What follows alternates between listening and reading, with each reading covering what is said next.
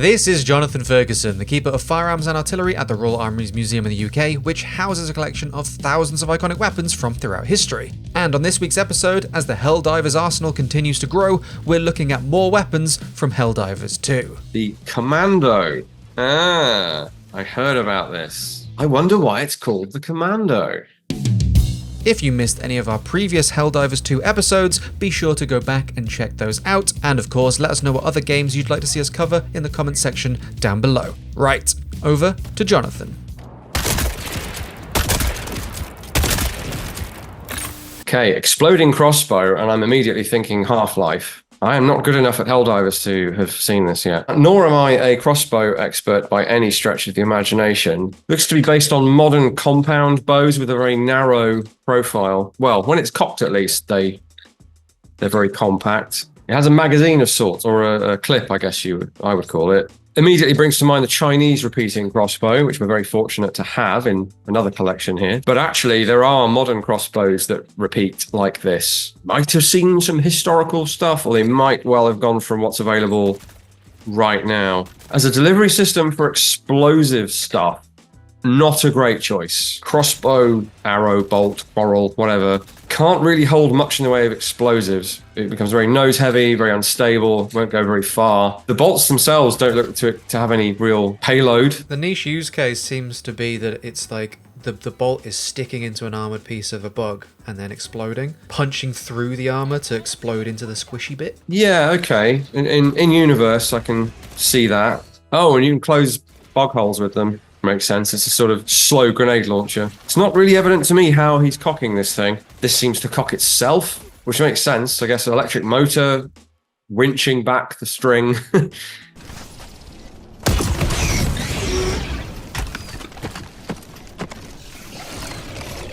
Those rounds look very much like SPG-9 or PG-9 rounds for the SPG-9 recoilless gun. Very stylized, but the visual reference is that, or something similar. Yeah, it's functioning kind of like a rocket launcher. It looks like there's rocket exhaust right from the get-go rather than expelling charge and then a rocket motor. There does look to be recoil though. Whether it's a rocket launcher or a recoilless weapon, or a recoilless weapon with rocket-assisted munitions like the RPG-7, it shouldn't recoil. It should stay put unless there's something wrong with the system. There's that rotating twist to secure the munition in place. You do have to rotate it, but that's only to align the little screw that goes into a slot to show you that the primer is located under the hammer on the bottom of the gun, because it is a form of gun. But this isn't that. This looks more like a, I don't know, Carl Gustav or something, or an AT-4, or even a small, very generic weapon. Now, I know you can do the crew served thing with Helldivers. I sometimes wish there was more advantage to doing that, because it's a very cool feature. But more often than not, there's no one there to help you load your rounds. And even if you try and help people load their rounds, they're like, what's he doing? Leave me alone. A note on the Airburst feature. The original implementation was against the swarms of flying enemies. You'd shoot it towards a swarm and they'd detonate. That looked impressive, and it would be a lifesaver in a round of the game, but obviously you've got to choose your kit appropriately and deploy it appropriately and not die, such that you can actually have that thing to take out the horrible flying creatures.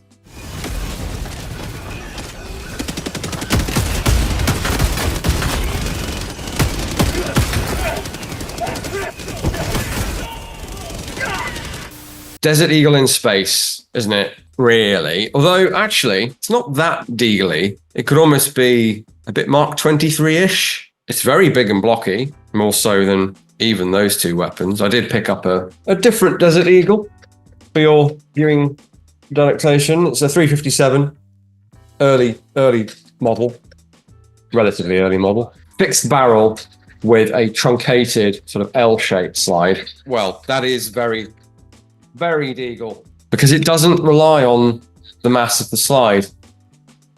It's gas operated, as a lot of you know. That and the general proportions of the thing are probably the most deagly things about this. You know, they could have just copied the Deagle and called it a day, but they didn't. They've come up with an original design. If we're imagining a science fiction future, I suppose it's possible that things might get chunky but lightweight. But one of the drawbacks to being chunky as a gun is being very heavy. And if your hyper advanced alloys and materials and special locking systems are such that you can not worry about weight, then you might take advantage of the size of a weapon or capacity, chamber pressure.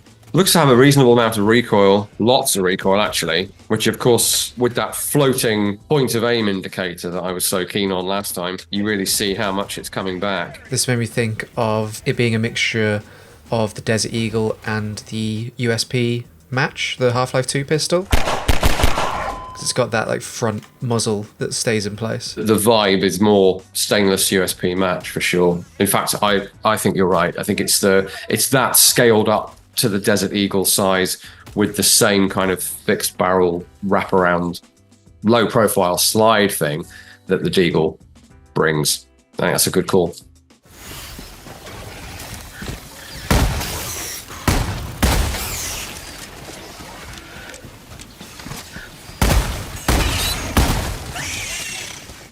Bushwhacker. I remember seeing news of this thing. Vaguely piratical, multi-barrel handgun thing. Break action with a conventional style extractor. They've modelled that. That's nice. A bit of a Lancaster pistol feel from this. A bit. You can see the 3 apertures for the firing pins in the breech face. This is a gun that could exist. I've just realised what it reminds me of. The so-called blunderbusses from Looper, which were a bit weird. They were like rifle rail systems stuck to a sort of shotgun grip setup. I wouldn't be surprised if this wasn't inspired by those. A nice little detail is that when you're down to 3 rounds, it will actually remove them from the shell holder on the right side of the gun, which is one of those things that always irks me when that is a cosmetic choice in games and you run out of ammo and you're like, no, I can see there's some on the side. So at least they remove them.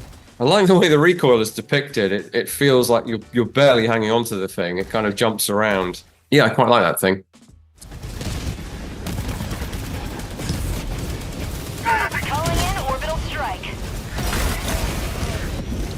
Big fan of the phaser style constant beam on games like this. And it's essentially a battery, isn't it? That we're ejecting the spent battery and you insert a new one and you're sort of hosing it like a proton pack or a phaser. More like a phaser in that it's handheld, or could be one handheld. A beam of energy like that, should that have recoil? It seems like it's like a water hose. You really have to hang on to it, which is always the thing with the proton packs in Ghostbusters. My headcanon is that there's like fans or something inside keeping it cool, and the longer you're firing it, the harder they're having to work. So that's like the vibrations of that. Maybe. I think they need to work on their fan design if that's the case. I like the fact that you can fire it offhand, one-handed, from the hip. It's one of the better weapons for that because you can just visually see where you're shooting because it's a constant beam. I like it. Old school ray gun, really. My big gripe with Star Trek is always, how the hell are they aiming the phaser?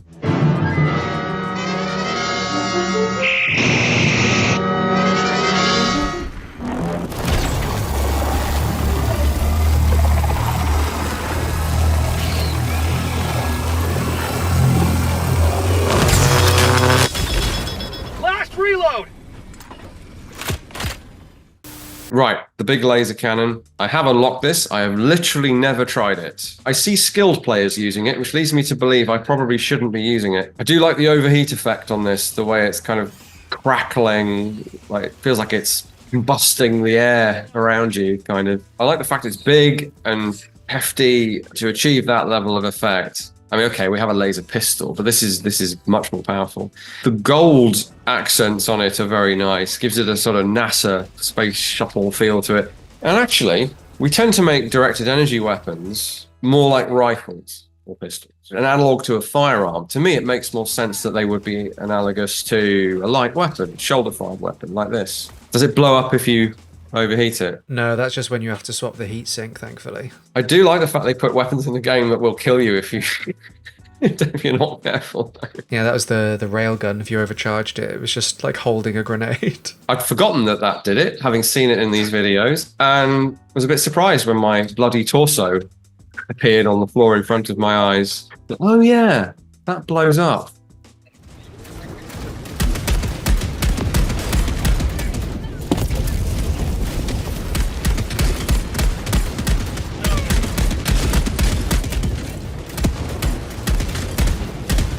Now, the mech. This, of the 2 mechs, I unlocked it purely because it had 4 massive guns on it. I didn't know which was best to choose. I didn't Google it. I just went, that's got big guns on it. I'm having that. Only used it a couple of times. Seemed fairly effective. I don't think my tactics were very effective though. I like the yellow. Probably not a great camouflage scheme, but then this thing isn't exactly camouflaged. The cannons are fairly generic weapons in themselves. I think they're just the auto cannons stuck onto the sides, aren't they? Yeah. Yeah, that's not fair to call them generic because that is a fun design. It's just a bit less obvious what's going on when they're on the mech, but you can see them. And it's reminded me of the Matrix Revolutions mechs, which has made me sad. At least this game has the advantage of not being PvP because your mech will just get wrecked like it does in Titanfall. At least this gives you a few moments of power fantasy of being in a robot war machine before you inevitably forget how to get out of it and get killed. Maybe that's just me.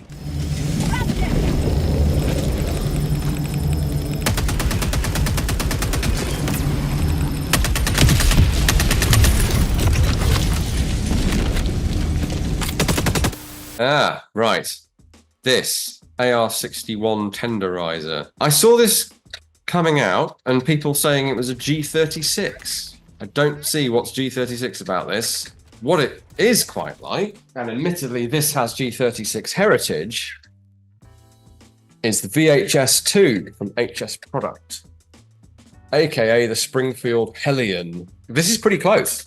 It's got the carry handle. It's a bullpup, which is the main reason I don't think this is a G36 in any meaningful way. The other things it's like are sci-fi guns, notably the Halo battle rifle, vaguely, and given that we're riffing on Starship Troopers here, quite a lot like the Marita. Specifically, there was a model of that didn't have a grenade launcher. Funny enough, this does have a grenade launcher, which we also have, but is over there somewhere. Second guessing other people's references is fun. I usually don't know whether I'm on the money or not. This thing could well be a coincidence. It does have a big reciprocating cocking handle on the right-hand side, whereas this thing has it G36 style under the carry handle, and so you can very quickly convert to left and right so that you don't get anything in your face. This is more like an SA-80 in that it has a fixed cocking handle that's going to do some inadvertent dentistry on you if you try to shoot it from the left shoulder. Don't know why we'd have reciprocating cocking handles in the future either.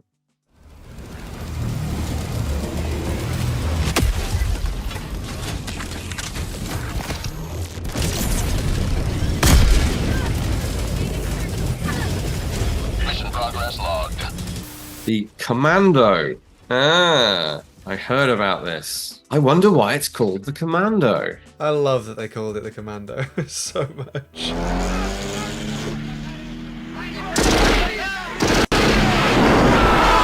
It's very on the nose, but I love it. And I do have the M202 Flash, which is what this is based on. This is an expended M202. It does have this flap on the front that you definitely want to flap down before you shoot it. Last thing you want is a burning rocket within your weapon. The Helldivers 2 version is a disposable weapon, like an LAW, so after all 4 rockets are gone, tossed aside, but they've at least added like a guidance laser to their version, so it's really handy for taking out drones or larger targets when you need something explosive, but maybe not something as big as, you know, an E-AT rocket or a recoilless weapon. So this is, I guess, disposable in the sense that I believe you would be expected to retain this bit and send it back for reloading. But on the battlefield, absolutely, 4 shots and you're done. You're not reloading this thing. There isn't that much to this, not without the rear portion attached, which affixes here, and we sadly don't have. Now the sight on the side, I have to be careful with this because it has rubber that is deteriorating and there's nothing we can do about that. So flap on the front, fiberglass construction with sheet metal on the outside. We set the sight fairly level. So there's a bit missing over my shoulder behind me, so this should be a lot longer. And then we do have an aiming reticle, looks like a funnel with some graduations on it. And we have this very fun sticker here, danger, backblast area. I'll say so. 4 of these in any kind of quick succession. That's a lot of backblast. So the certification date on this one is 18th of November, 1977.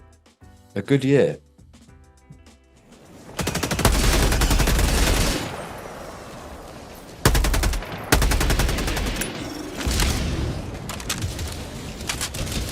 So we've obviously seen the classic Helldivers assault rifle, but there's a bunch of variants to it now, so I figured we'd take a look at a couple of those too. Yeah, the variants of things get a bit confusing for the likes of me. I'm frequently Googling what the heck they all do. I have used this one a fair bit, actually. So this is the Penetrator. Vaguely Tavori look to it that we talked about before. I gravitated toward bog standard assault rifle with reasonable penetration, hence the name. I find the optics are a bit lacking in this. That they have classic sci-fi optics syndrome of a load of lit lines that don't really do much, but they certainly still help in terms of hitting anything at distance.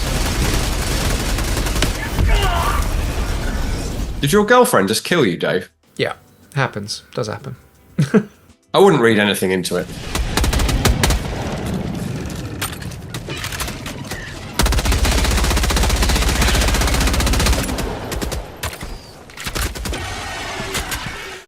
Now this thing, this was part of the vaguely Predator-inspired thing, wasn't it? Yeah, jungle carbine version of the rifle.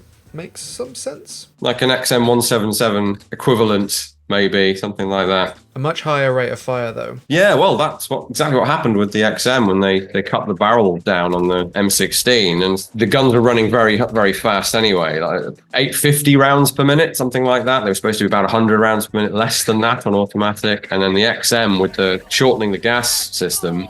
Yeah, so that wasn't deliberate. In this case, I imagine well, clearly for the game, it is deliberate. Higher rate of fire, less accuracy.